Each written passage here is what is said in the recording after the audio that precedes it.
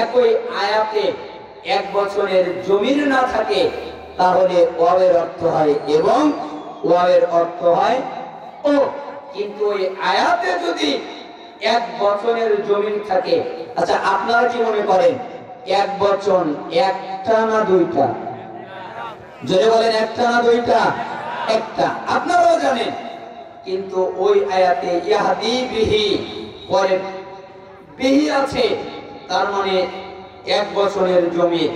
এখন আর ওয়াবের অর্থ এবংও হবে না, ও হবে না, ওয়াবের অর্থ হবে অর্থাৎ।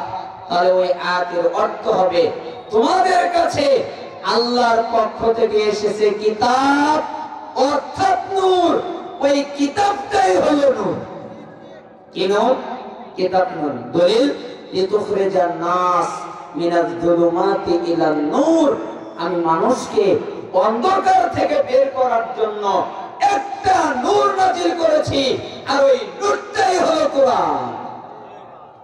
তাহলে নূর দ্বারা নবী, নূরের তৈরি, এই অনুবাদ সঠিক নয়। সঠিক অনুবাদ ওই নূর কোরআনকে বোঝানো হয়েছে। আবার তারা বলে হাদিস আছে।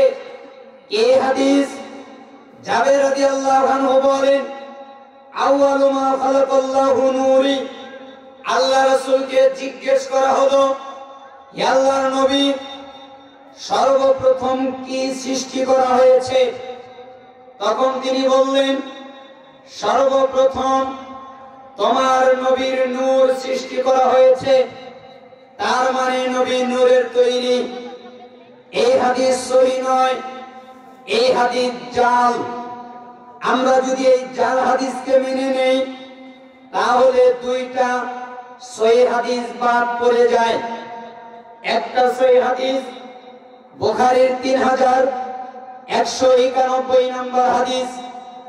আল্লাহর নবী বলেছেন, কানা আল্লাহু আলাম ইয়াকুন শাইউন গায়রুহু ওয়া কানা আরশুহু আলাল মা ওয়া কাতাবা ফি যিকরি কুল্লা শাইইন ওয়া খালাকাস সামাওয়াতি ওয়াল আরদ।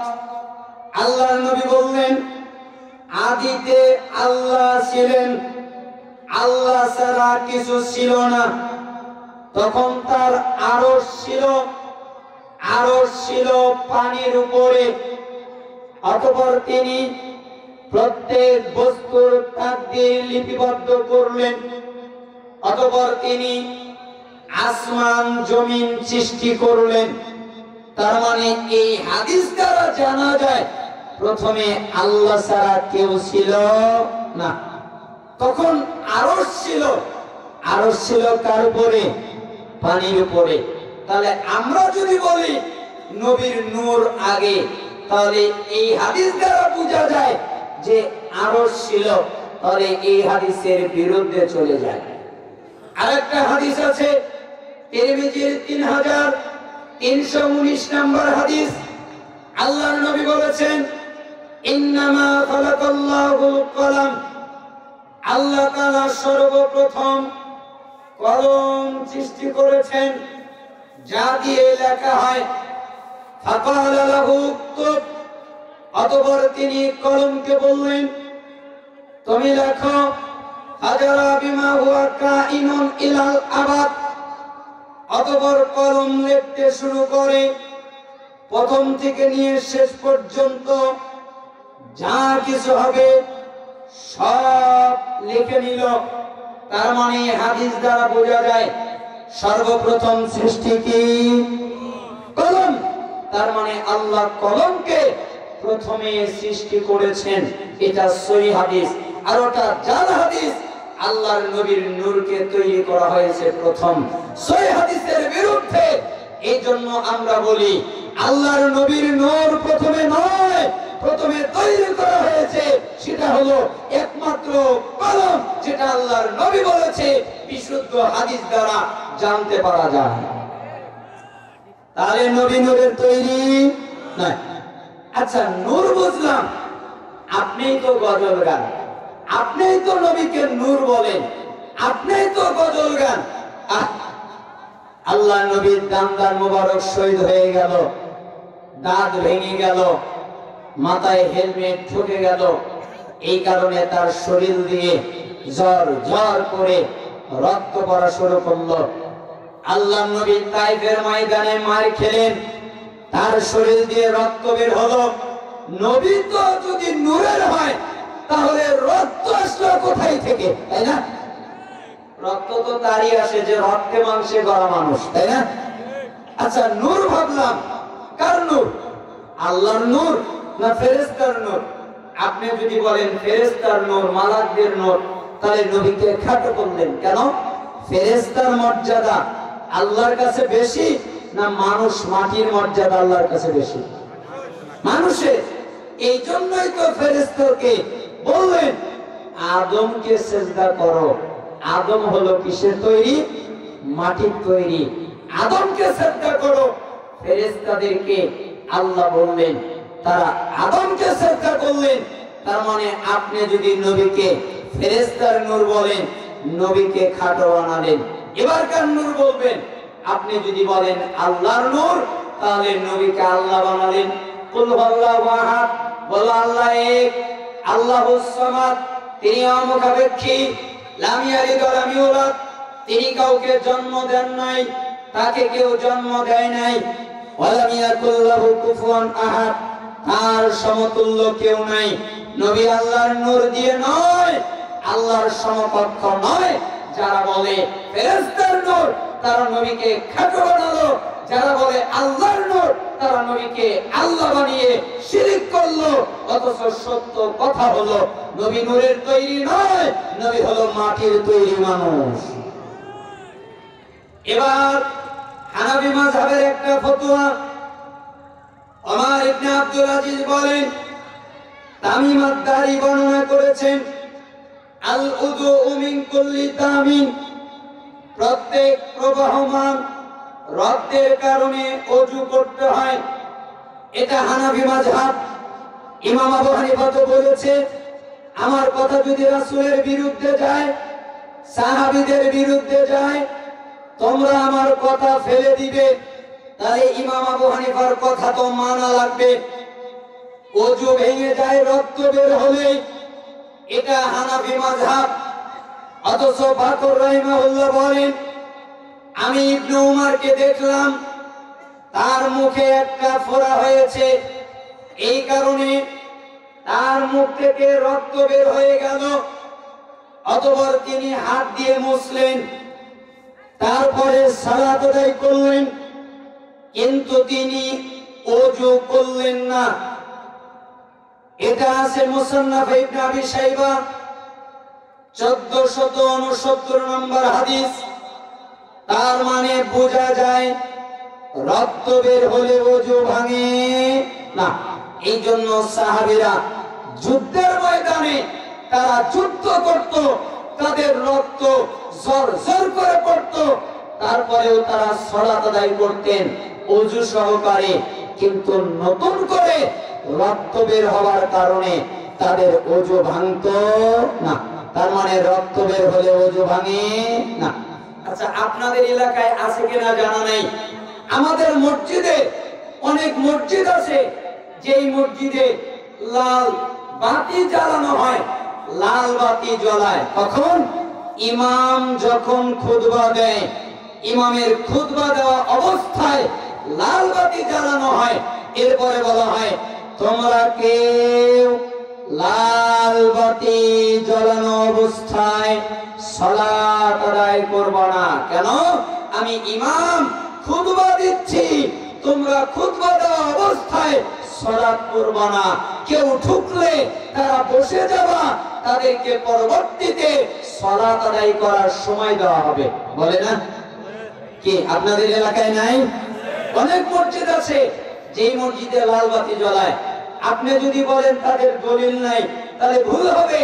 তাদের দলিল আছে, লা তুসাল্লু ওয়াল ইমামু ইয়াখতুবু, ইমাম যখন খুতবা দেয় তখন তোমরা সালাত আদায় করবে না।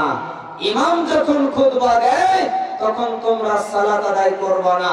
তানকিহুল কালাম 433 পৃষ্ঠায় এসেছে। তাহলে ইমাম খুতবা দিলে সালাত পড়া যাবে না, এই মর্মে হাদিস পাওয়া যায়।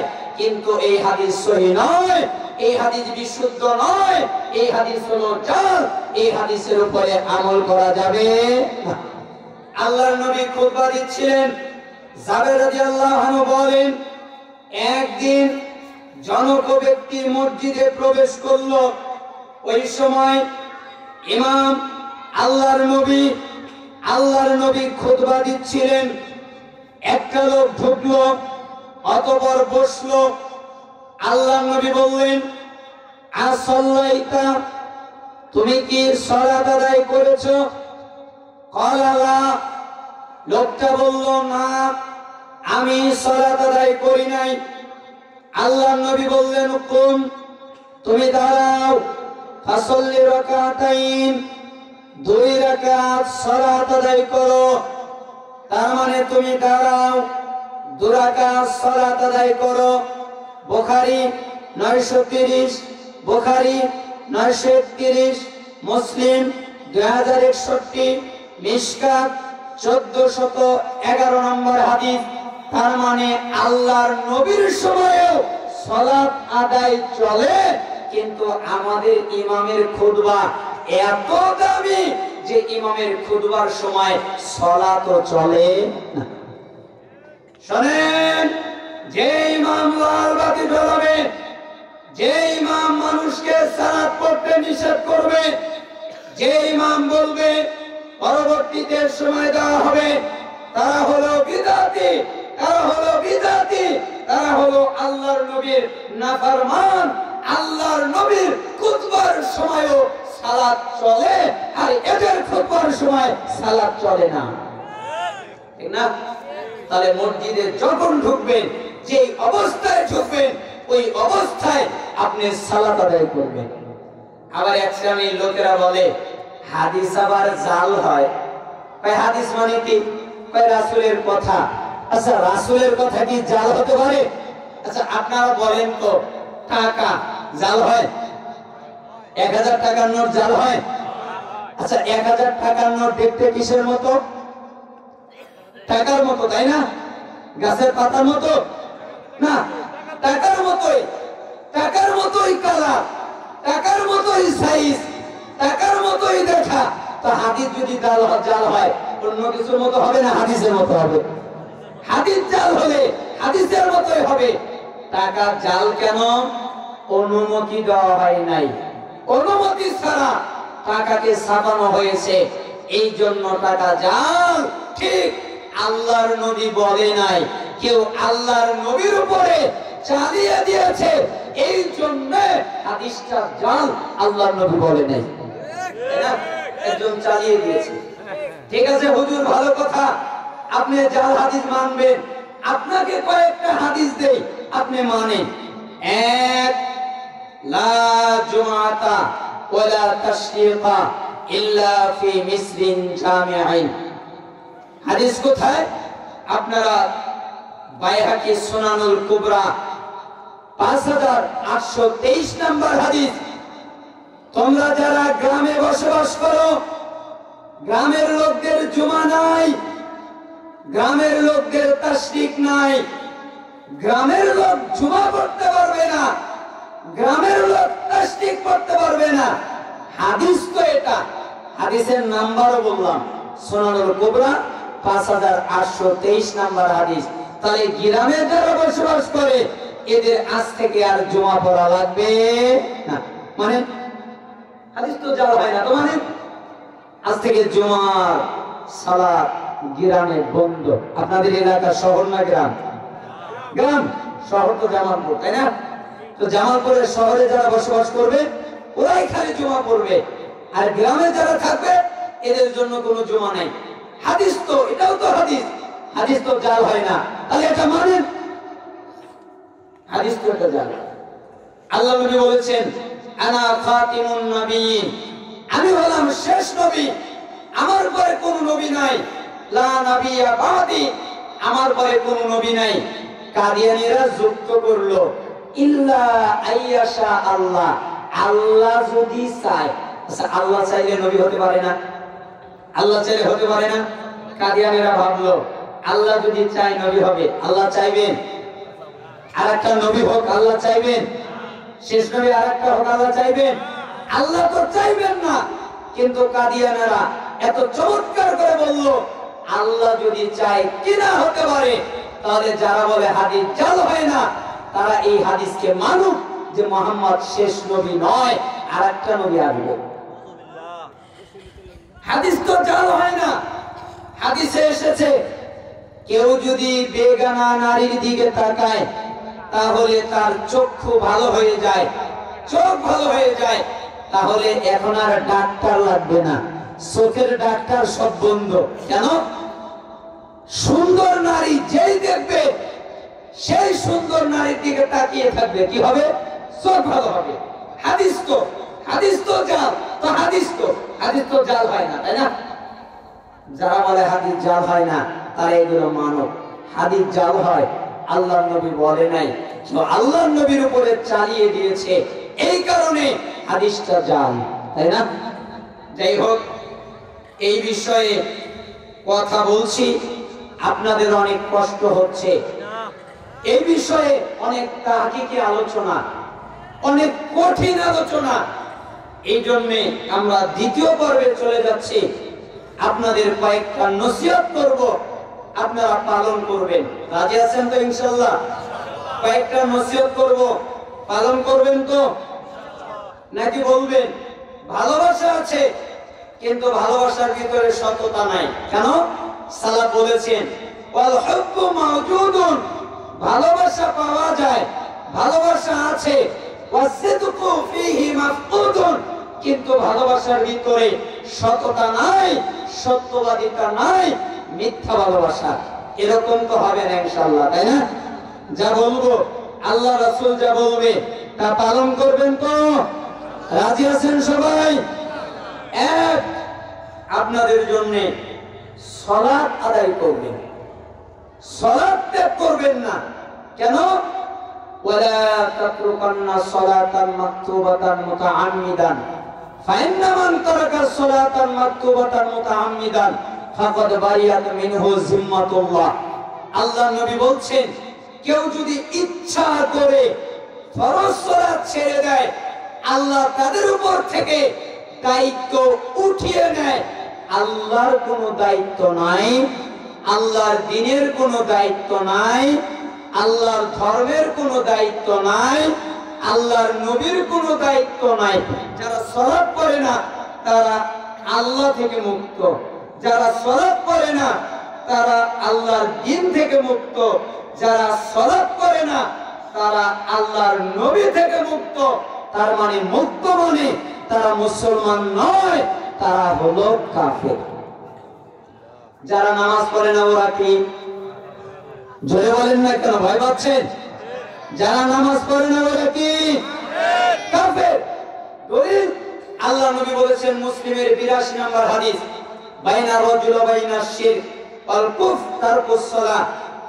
আমাদের মধ্যে আর কাফের মুশরিক এদের ভিতরে পার্থক্য হলো সালাত। আমরা যারা মুমিন তারা সালাত আদায় করি, তারা যারা কাফের তারা সালাত আদায় করে না। আলাহাদুল্লাযী বাইনানা ওয়া বাইনাহুমুস সালাত ফামান তারাকাহা ফাকাদ কাফার। আমাদের মধ্যে আর তাদের মধ্যে পার্থক্য হলো সালাত। আমরা যারা মুমিন তারা সালাত করি, তারা যারা কাফের তারা সালাত আদায় করে না। তার মানে রাসূলের ফতোয়া অনুযায়ী, রাসূলের বাক্য অনুযায়ী যারা সালাত পড়ে না ওরা মুসলমান নয়, ওরা হলো কাফের। আচ্ছা, ওমর ইবনুল খাত্তাবের কথা মনে আছে তো, তাই না? ওমর ইবনুল খাত্তাবকে চেনেন না? নামে চেনেন, নামে চেনেন না? ইসলামের দ্বিতীয় খলিফা ওমর ইবনুল খাত্তাব, আল্লাহর নবী প্রিয় একজন সাহাবী, আমিরুল মুমিনিন। তিনি ফজরের সালাত আদায় করাচ্ছিলেন।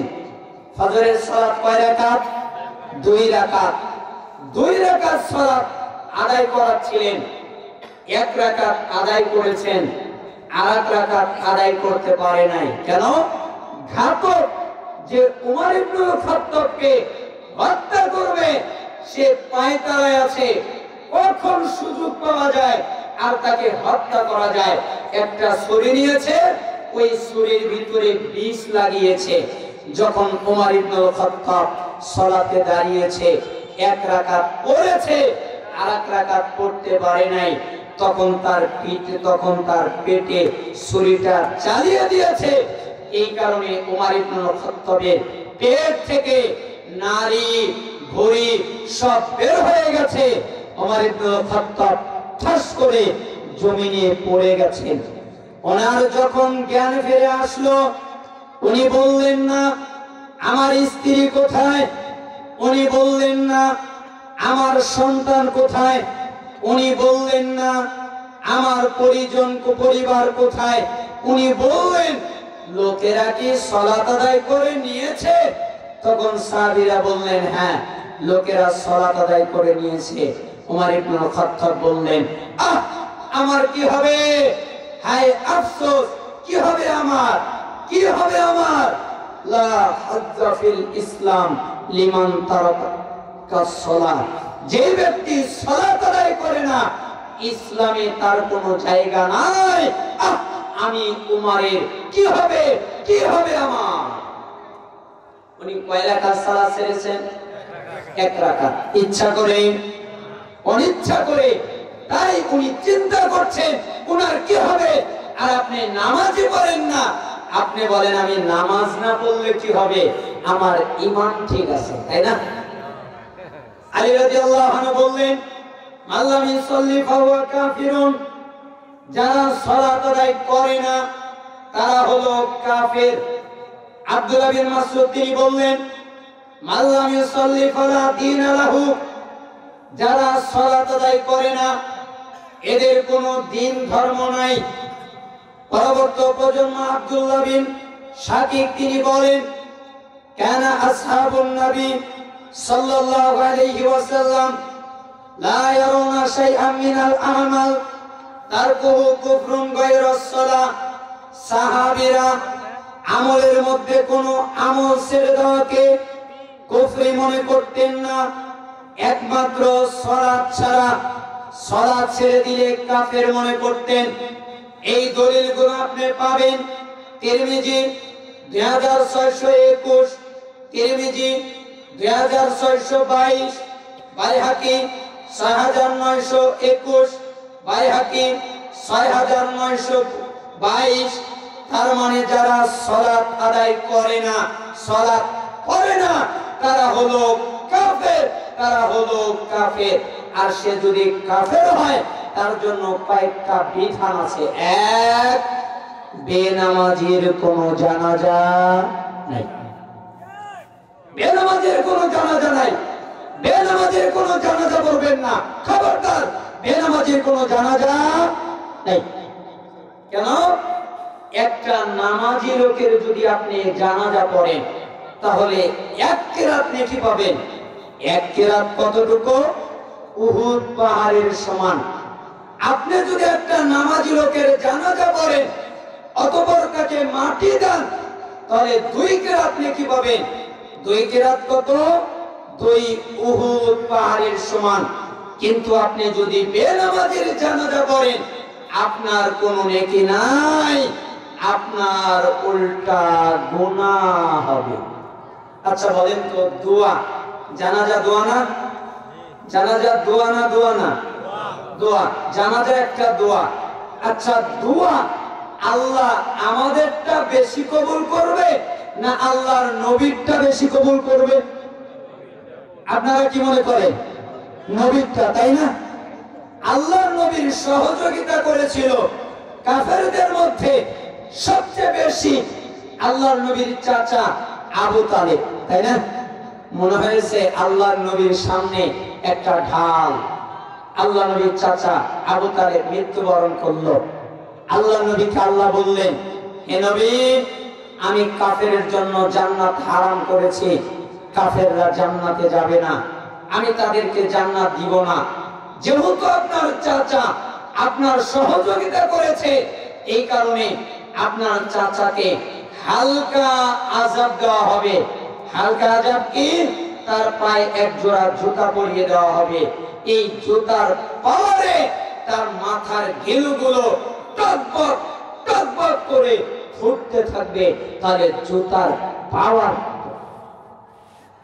ওই চাচা মৃত্যুবরণ করেছে, আল্লাহর নবী চাচার জন্য দোয়া করলেন, আল্লাহ আয়াত নাযিল করলেন, মা কানা লিন নবী ওয়াল্লাযীনা আমানু আইয়াস্তাগফিরু লিল মুশরিকিন, সূরা তাওবা 113 নম্বর আয়াত। মুমিনদের জন্য জায়েজ নয়, নবীদের জন্য জায়েজ নয়, তারা কাফেরের জন্য দোয়া করবে, কাফেরের জন্য দোয়া করবে। নবীদের জন্য জায়েজ নয়, কাফেরের জন্য দোয়া করবে, মুমিনের জন্য জায়েজ নয়। তার মানে দোয়া করতে পারবে না। আল্লাহর নবী আল্লাহর নবীর চাচার জন্য দোয়া করতে পারলেন না। আল্লাহর নবী একদিন আল্লাহর নবীর মায়ের কবরের পাশ দিয়ে যাচ্ছে। কোন ছেলে আছে যেই ছেলে মায়ের কবরের পাশ দিয়ে গেলে অন্তর বিগলিত হয় না? সবারই অন্তর বিগলিত হয়। আমার মাটা চলে গেছে, আজকে আমার মাটা কবরে শুয়ে আছে। আল্লাহর নবীর এটা মনে হলো। মুসনাদে আহমদ সূরা তাওবা 113 নম্বর আয়াতের ব্যাখ্যায় হাদিসটা এসেছে। আল্লাহর নবী আল্লাহর মায়ের কবরের সামনে হাত তুললেন, আল্লাহ আয়াত নাযিল করলেন, সূরা তাওবা 113 নম্বর আয়াত। মুমিনদের জন্য জায়েজ নয়, নবীদের জন্য জায়েজ নয়, কাফেরের জন্য দোয়া করা। আপনি দোয়া করিয়েন না, আপনার দোয়া কবুল করা হবে না। চাচার জন্য দোয়া কবুল করা হলো না, মায়ের জন্য দোয়া কবুল করা হলো না। যারা বেনামাজি এদের জন্য কোনো দোয়া নাই, এদেরকে আবর্জনায় ফেলে দেন, আবর্জনায় নিক্ষেপ করেন। আবর্জনায় নিক্ষেপ করলে কি হবে? দুর্গন্ধ বের হবে, পচে যাবে, পোকা বের হবে, মানুষের কষ্ট হবে। এই জন্য কুত্তাকে যেমন মাটিতে পুঁতে দেওয়া হয়, কুত্তার মতো করে তাকে মাটিতে পুঁতে রাখবেন। বিসমিল্লাহি ওয়ালা মিল্লাতি তার জন্য পড়া উচিত নয়। তাহলে বেনামাজি কত খারাপ। আমার কথায় কি আপনারা কষ্ট পাচ্ছেন? দুই, যারা সালাত আদায় করে না, তারা যদি মুরগি জবে করে, ভালো করে ফতোয়া বুঝবেন, তারা যদি মুরগি জবে করে, তারা যদি গরু জবে করে, তারা যদি খাসি জবে করে, তাহলে মুসলমানের জন্য খাওয়া হারাম। আপনি দোকানে একটা মুরগি কিনে